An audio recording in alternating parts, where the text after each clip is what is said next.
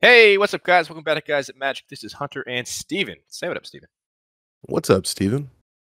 We are back this time, the final day of March, March 31st. Another day of spoilers for March of the Machine. Got a good amount this time. But yeah, I'm kind of happy about the amount that we got, to be honest with you. Yeah, why? I don't know, man. I love spoilers. Spoiler season's great. This set seems like it's shaping up to be a really good one. Yeah. Yeah, I mean, I feel like I was, according to some people, I was a little negative last time. And I think after looking at the spoilers today, I'm feeling kind of positive. This is going to be a real good video of a lot of good cards. So let's go ahead and just dive right in. This first one, Invasion of Alara. Invasion of Alara is white, blue, black, red, green for a battle that says when it enters the battlefield, exile cards from the top of your library until you exile 2 non-land cards with mana value 4 or less. You may cast one of them without paying its mana cost, put one of them into your hand, then put the rest of the exiled cards on the bottom of your library in a random order. It has 7 defender counters on it. When this is defeated, it is Awaken the Maelstorm, which is a sorcery that says Awaken the Maelstorm is all colors. That does target player draws 2 cards. You may put an artifact card from your hand out of the battlefield, create a token that's a copy of permanent you control, distribute 3+1/+1 counters among 1, 2, or 3 creatures you control, and destroy target permanent and opponent controls. Did you want to do one thing or all the things? Because you're doing all the things. I mean, you're doing everything.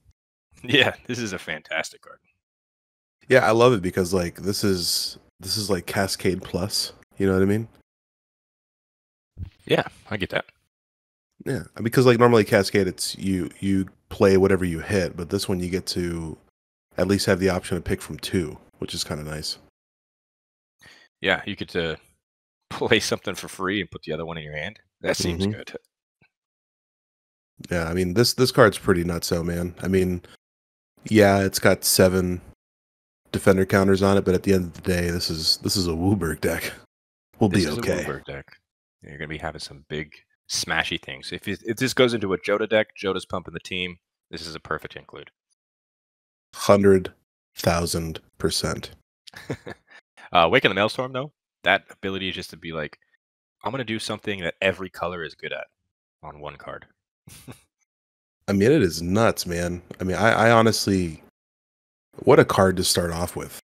Yeah, it's a good battle. Yeah. Let's move on to another battle. See if you like this one. I know you're a zombie guy. This is the Invasion of Innistrad. Invasion of Innistrad is 2 and 2 black. It's a battle. It's got flash, and it says when it enters the battlefield, target creature an opponent controls gets -13/-13 until end of turn. It's got 5 defender counters on it. When it is defeated, it turns into Deluge of the Dead. It's an enchantment that says when it enters the battlefield, create 2/2 black zombie creature tokens. And another ability, we can pay 2 and a black, exile target card from a graveyard. If it was a creature card, create a 2/2 black zombie creature token. So if for whatever reason you're not running recursion in your zombie deck, then you can exile the dead zombies and make 2/2s. True. This card is insane. I mean, just absolutely top notch in my mind. 4 mana flash. Hey. I mean, it's basically Tragic Slip, except without the downside. I mean, it does cost more, but still really good. Yeah, it is a good card. This is the first battle we've seen with Flash, which is cool. Yeah, I do love that. More of an instant battle, if you will. But I mean, 4 mana, 5 defense counters on it. When it flips, you get 2 creatures out of it. And they don't have Decayed, which is really awesome to see in any kind of zombie. Though I do love zombies, Decayed zombies suck. This is a surprise to anyone right before you start your turn. You flash this in, kill whoever you're going to make be the defender of this, kill whatever creature they have, and then just attack this immediately to flip it. To be honest with you, though, my favorite text on this card is when it's flipped on Deluge of the Dead, the pay 2 and the black is fantastic.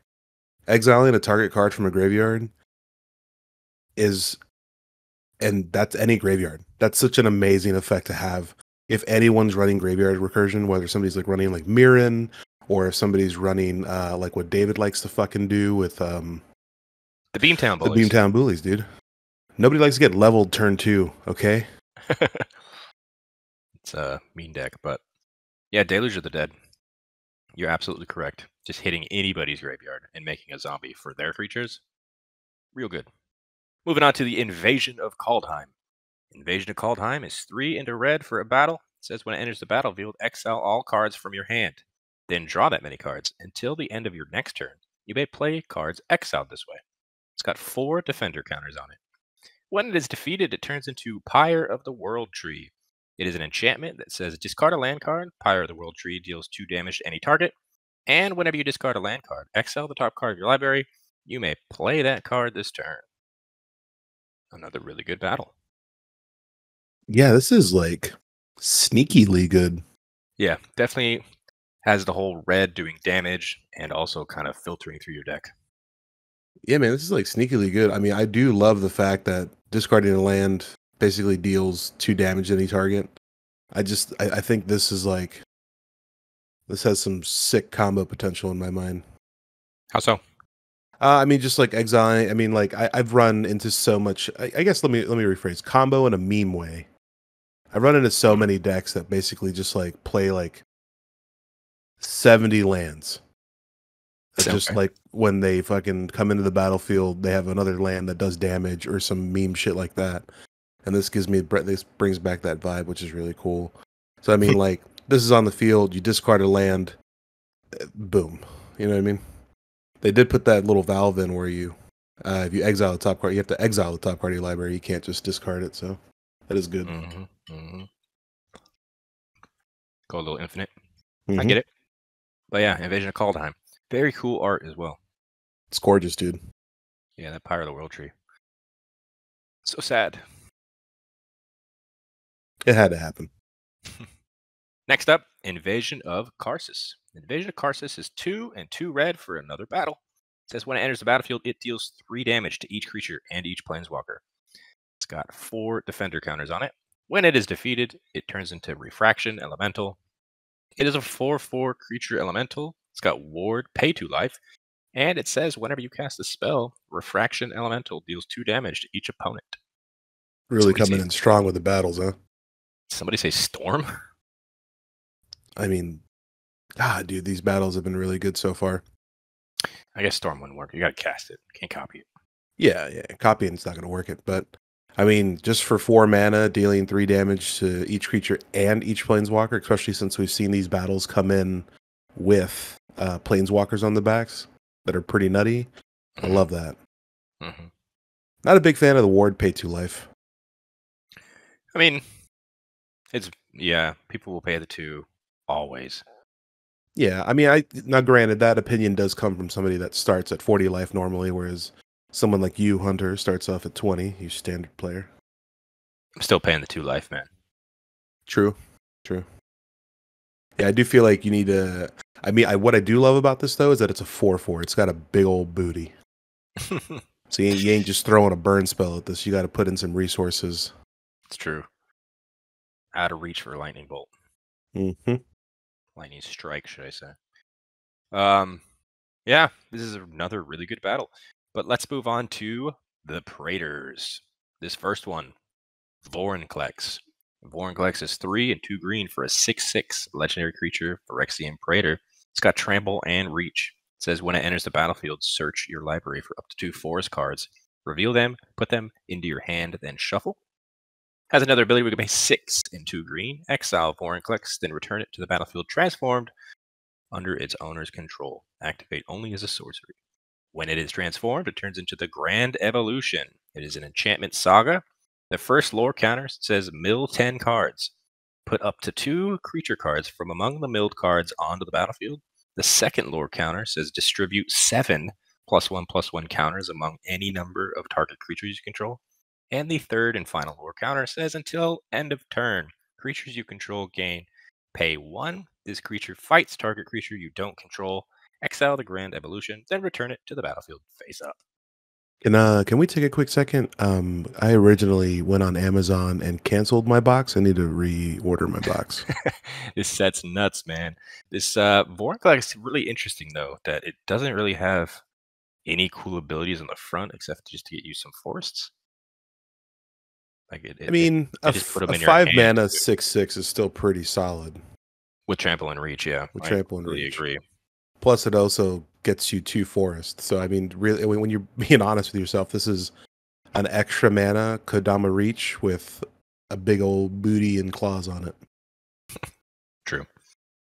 Yeah, but Vorinclex, these Praetors, so far everything we've seen is absolutely insane. Not a big fan of the artwork on the back.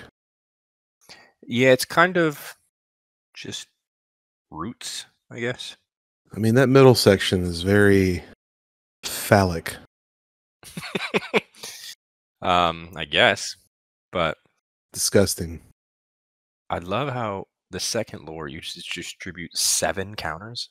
That's insane. Just give all of it to one creature. I wouldn't do that. Depends on if you win this turn or not.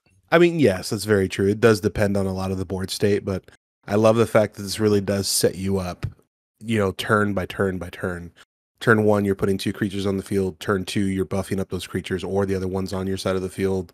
And then turn 3, you have mana to pay for these creatures to now say, that board state you built, it's fucking dead. I'm going to make all my stuff fight your stuff. Yeah, it's pretty good, man. Put in some death touch and some trample. Or, I mean, actually, do they? Oh, okay. So thankfully, it does not give trample until end of turn, so that's good. No, yeah, that'd be wild. Let's move on to the next Praetor. This is Sheoldred. Sheoldred is 3 and 2 black for a 4/5 legendary creature, Phyrexian Praetor. It's got Menace. It says when it enters the battlefield, each opponent sacrifices a non-token creature or planeswalker. Has another ability. We can pay 4 and a black, exile Sheoldred, then return it to the battlefield transformed under its owner's control. Activate only as a sorcery and only if an opponent has 8 or more cards in their graveyard. When it is transformed, it turns into the True Scriptures, which is an enchantment saga. The first lore counter on it says for each opponent, destroy up to 1 target creature that player controls. The second lore counter says each opponent discards 3 cards and mills 3 cards. The third and final lore counter says put all creature cards from all graveyards onto the battlefield under your control, exile the True Scriptures, then return it to the battlefield face up. Hey, Hunter. Nuts. Hunter. What's up, man? You remember at the beginning of the video when I was like, pretty much every card spoiled today was good? Yeah. I lied. You lied? I lied. This one's great. I know. This one's not great. Okay, go ahead. Tell me. I feel like this card is 10 mana, hopefully get to the third lore counter. Yeah? I feel like there are plenty of cards out there that you can invest 10 mana into that will be better than this. I don't know, man. This one is pretty wild to me. Because this is 5 mana, play Sheoldred. Now you basically have asked everybody to destroy a non-token creature, which is good. I do like the non-token part of it. It's not like a flesh bag where they can just destroy whatever they want. And then you have to pay 5 mana, exile it, return it, and then now you have to wait 3 more turns, essentially. I guess technically it'll come out the first, so 2 extra turns. And then you get to have that. So, I don't know, man. I think it's really slow. I mean, it is a fun card. I think in any kind of thing where you get to, like, remove counters, this would be really good, but I think otherwise it's too slow. You mean add counters? But I feel like... add counters, sorry, yes. Yeah, I feel like it's still really good. Those first 2 lore counters are still very strong. You're still making everybody destroy another creature, and then everybody has to discard 3 cards and mill 3 cards. Yeah, I mean, I agree. So I guess it is good as a card. I just feel like as soon as this comes onto the field, if people don't know what it does on the back, this is going to see removal extremely quickly. So in my mind, it's just like I have now paid 5 mana for, if we're playing Commander, 3 more people to come up to me and be like, "Hey, stop that," and try and stop me. Well, that's true, but by turn 5, who knows? Maybe someone had already wasted their removal on something else that they thought wasn't coming. Agreed. I mean, that I will give you. I mean, but at the end of the day, I think this is going to see a lot. I think people are going to hold removal for this all day long. We'll see. I am a big fan of Sheoldred. Moving on to Ayara, Widow of the Realm. Ayara, Widow of the Realm is 1 and 2 black for a 3/3 legendary creature, Elf Noble. Has an ability where you can tap it, sacrifice another creature or artifact. Ayara, Widow of the Realm, deals X damage to target opponent or battle, and you gain X life, where X is the sacrifice permanent's mana value. Has another ability where you can pay 5 and a red Phyrexian mana. Transform Ayara, activate only as a sorcery. When it is transformed, it turns into Ayara, Furnace Queen. It is a 4/4 legendary creature, Phyrexian Elf Noble, that says at the beginning of combat on your turn, return up to 1 target artifact or creature card from your graveyard to the battlefield. It gains haste. Exile it at the beginning of the next end step. David was a big fan of this card. I mean, as he should. It's a fun one, isn't it? This is what I guess instead of calling Ayara Widow of the Realm, we should just say Rakdos Incarnate. Yeah. Classic Rakdos card is Rakdos. I mean, this card's great, dude. I love it. I mean, I think it's super strong, and they had to put that pay 5 and a Phyrexian red. Otherwise, this card would have just ravaged the field. Maybe. But Rakdos Sacrifice. That's the thing. Mm-hmm. This will probably see play in Standard. I think this will see play everywhere. Yeah. Hopefully you open one of these up, build a deck around it, Steven. But yeah, Ayara, I think, is going to be a fantastic card moving forward. Moving on to Pylon. Pylon is 3 and a black for an instant. It's got Convoke. It says destroy target creature, Planeswalker, Surveil 2. Simple, to the point. Yeah. What do you think? Eh. The Surveil 2 adding on a destroy effect is pretty cool. Yes, I just hate this card for the fact that it's just like, all right, we need another destroy target creature, Planeswalker. We gotta put one in every set. What do we do? Make it expensive, give it Convoke. But then people aren't gonna play it, man. All right, give it Surveil 2. Actually, I've read the opposite of what you're saying. I've read this might see play in older formats because of the Convoke. But I'm not old. That's true. We don't really play those formats, do we? No. But Pylon seems good, dude.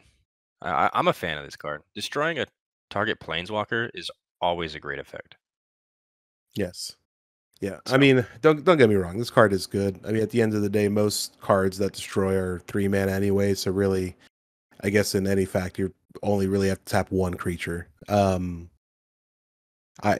the Surveil 2 is also a nice point. I mean, this is a card stapled in black where you're going to want to put stuff in your graveyard. So. That's right. Yeah, this 2 keywords, Convoke and Surveil. Sign me up. I'm sold on this card. Pay this man his money. Pile it on with the keywords. Moving on. This is the Ozolith Shattered Spire. Ozolith Shattered Spire is 1 and a green for a legendary artifact. It says if 1 or more +1/+1 counters would be put on an artifact or creature you control, that many +1/+1/+1 counters are put on that permanent instead. Has another ability where we can pay 1 and a green, tap it, put a +1/+1 counter on target artifact or creature you control. Activate only as a sorcery. It also has a cycling of 2. They changed the Ozolith to green. And made it a hardened scales. They did make it a hardened scales. A hardened scales that can make counters. I mean, good card, good. I'll go back to a point that we've made many times. Good card is good. This. Do you play this over hardened scales? I know you probably play both, but this is just a better hardened scales, right? Yeah, I'm not a big fan that they really made the Oz there's There's nothing Ozolithy about this. You know what I mean? I mean, it does the counters. Yeah, Ozolith but they is don't all about keep the, like, if counters. something dies, nothing keeps the counters. It's true. That's why it's shattered. Yeah, it's awful. But But I don't think. I think it's hit or miss, man. I think you can play this over hardened scales. I think that you definitely are playing both because you're trying to get to one or the other. This is cycling, which is really nice, and then also this one you can pay to add counters rather Mhm. than with the hardened scales. You have to just have a way to put counters on the stuff. Which, to be honest with you, like we've said many times in many videos, you build around the deck, and obviously, if you're playing a counters matters deck, you have ways to do that. Mhm. So I This guess at the will end of the day, does this just become a cycler? this is going to be a new staple in counter decks. Uh, I think that's what I'm going to see. Spoiler alert: it's probably going in one of the upgrades I'm doing. So Hot take. hot take. Moving on to C double. C double is 2 and 2 blue for an instant. It says this spell can't be copied. Choose one. If an opponent has 8 or more cards in their graveyard, you may choose both. You can copy target spell. You may choose new targets for the copy, or create a token that's a copy of target creature. I like the safety valve they put on this card because that would be broken if you copied this one. I got really excited. First of all, a couple of reasons. One, anytime you put this spell can't be copied, it's got to be nutty, right? Mm-hmm. And then two, this gave me like hardcore mill vibes because a lot of the cards I used to play were like rogues back in the day when I was playing mill, and you Mm-hmm. have to have a very certain amount of cards in the graveyard for it to do anything. So I got really excited after you said 8 or more cards in the graveyard. I was like, oh my god, are we getting more mill? Technically, you can copy your Mills cards. Yes. Yes. It's a little bit expensive to just, copy a mill card, but I love this card. Yeah, creating a token that's a copy of a target creature, also extremely powerful. Mm-hmm. You can go ahead and copy a Titan of Industry if you wanted. That'd be pretty dumb. Yeah, I just love the upside here, man, to be honest with you. Just the fact that most of the time, by the time you get to like 4-ish mana, people will have a pretty decent amount of cards in the graveyard, I feel like. If not, maybe you have to wait a couple turns, but just the upside of being able to do both of the options on this card is great. Mm-hmm. Yeah. So this will probably see play in certain decks in EDH for sure. All you need is one opponent to have multiple cards in the graveyard for this to work. Mm-hmm. Yeah, I mean, to be honest with you, I would slot this into on Hello any day of the week. Yes, sir. Moving on to one of my favorite cards of the day. This is a brand new dinosaur. This is Ancient Imperiosaur. Ancient Imperiosaur is 5 and 2 green for a 6/6 creature dinosaur. It's got Convoke, it's got Trample, it's got Ward 2. It says it enters the battlefield with 2 +1/+1 counters on it for each creature that convoked it. So, if you want to do the math here, Steven, if you convoked with all 7, this is a 20/20 Trample with Ward 2. Yeah, the fire behind the dinosaur really made me think this card was going to come down with Trample, Ward 2, and Haste. Hey, man, his homeworld is being burned down around him. That's probably for the best. Have you seen the dinosaurs? They're awesome. I'm shocked we're getting so many dinosaurs this set. I was not expecting this. Yeah, I wasn't either. I think they're just teasing us for the fucking Ixalan set. Going into the underground for Ixalan. So we'll see how many dinosaurs are underground. Oh, But actually, that's kind of cool lore-wise for this because like their home world is being destroyed, so they have to flee underground. mm-hmm. Oh wow, dude, wizards, you guys, dude. You guys, good storytellers. Really. A plus. But yeah, this dinosaur is crazy to me. Two +1/+1 counters for each creature. Why? Like, just one would have been fine, you know? I mean, but more. But more, I get it. Yeah. If I get a 20/20 trampler with Ward 2 on the field, watch out. Yeah, man. I mean, to be honest with you, this is pretty good. I do love the fact that Ward pay 2 here. Because I mean, when this comes down, people will be like, "Hey, stop that." Stop. Knock that off. Moving on to a new Merfolk. This is Deeproot Wayfinder. Deeproot Wayfinder is 1 and a green for a 2/3 creature, Merfolk Scout. It says when it deals combat damage to a player or battle, surveil 1. Then you may return a land card from your graveyard to the battlefield tapped. That's a very good card. I love this card. Can I be Shane for a second? Sure. Hunter, look. Okay. Look, it's a Phyrexian symbol in the back. Whoa, it is. Kind of. I mean, let's be honest, dude. It's like a portal. It's there. But yeah, Deeproot Wayfinder. 2 mana for a 2/3, already statted aggressively high. It's so good. Yeah, it is really good, man. I do love the fact that this plays into like a lot of decks, man. Just the fact that you're able to surveil 1, and if it's a land card, you can put it into the graveyard immediately to get that land off the top of your deck, and then just put it on the battlefield tapped. What? Yeah. Seems like good, man. This is so strong. It ramps you. Oh no. Oh no. Did you hear that? No. I just said this card's really strong. I just feel like David's behind me, just yelling at me, telling me why it's not. Oh no. I bet David likes it.